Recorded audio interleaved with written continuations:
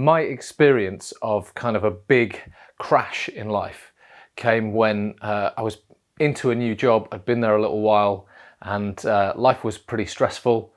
And I then had within that time a stressful moment. A colleague, a friend, died.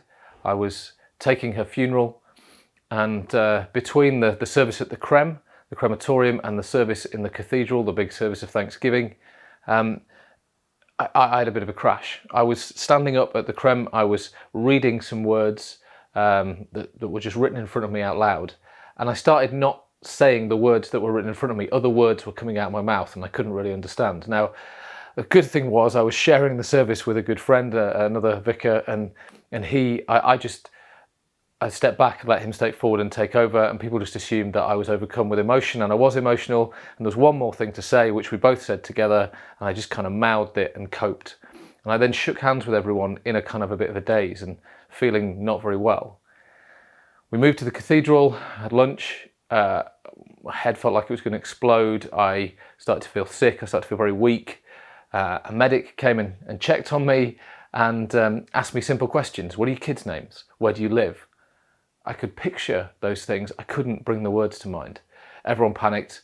Ambulance, A&E, and over 3 days we went from kind of stroke, mini stroke, meningitis, another brain problem, and all of those were ruled out one by one until 3 days later, after lying in a bed being pumped full of an IV of antibiotics, all that kind of stuff, a doctor comes to see me and said, David, you've had a really strange kind of migraine. Go home.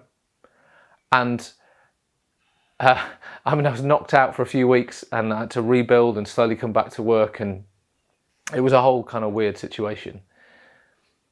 I didn't know it was coming, but when I looked back, I could see where it was coming from. I could see that I was getting very stressed and I was making poor choices, and it culminated in this situation. But at the time, I couldn't see it coming, and I don't think anyone sees the crash, the physical, emotional, spiritual, personal crash that comes. And when they do happen, we've seen people in the public eye, it's very, very public. Mine was pretty public, but it was amongst people who cared and loved and supported me. And, I thank God for Gareth, who stepped in both situations. Triggers. That triggered me. We use these kind of phrases which have a real history and a real place for people who've been through serious things, and we use them all the time. It's like mental health speak has made it into all of our lives. And I sometimes think we think so much about mental health that we're almost willing ourselves to be unwell. But where that word is helpful is, do we know our own triggers?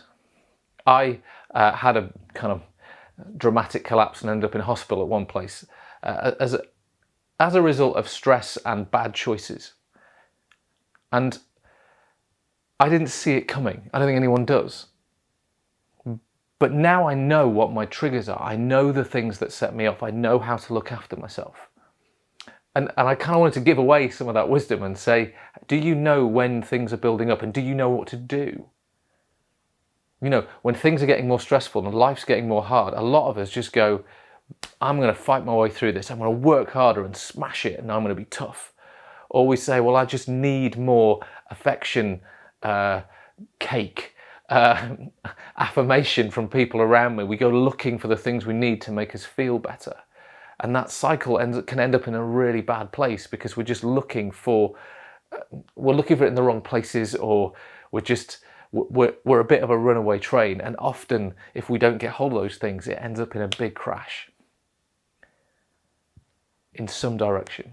For me, it was a physical thing, because I feel my stress and my pain in my body, and I feel quite relaxed. I'm a laid back guy, and then suddenly my body goes, no, you're not. So it's kind of, how do we learn what our triggers are? How do we start to see when things are getting difficult? And in that place, instead of trying to smash through or looking for a fix, to go, right, I need to take some time out. I need to stop. I need to dial it down and recompose myself. I need to recollect myself. I need to recreate myself. All this stuff. It's like doing it again, going back, thinking through, strengthening, filling the tank. You can't keep running on empty because the thing just blows up.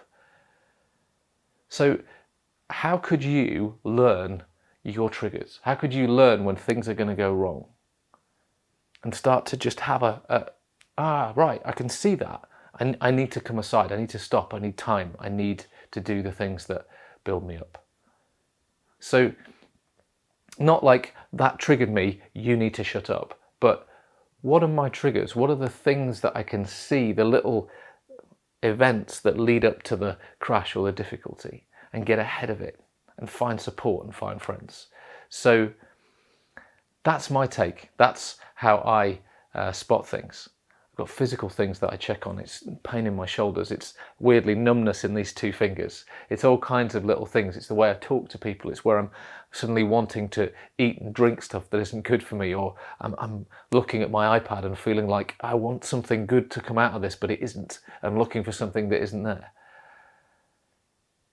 So that's how I know, and I know where to go and what to do. I turn to God, I turn to my family, I turn to my friends, I turn to my relationships. That's me. What about you? What do you think? What are you going to do about it?